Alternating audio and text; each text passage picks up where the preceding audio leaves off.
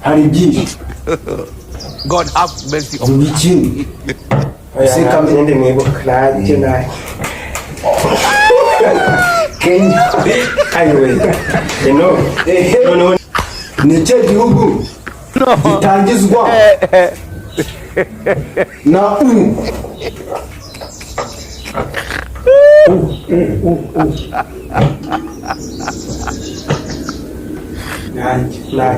Ubuhinde.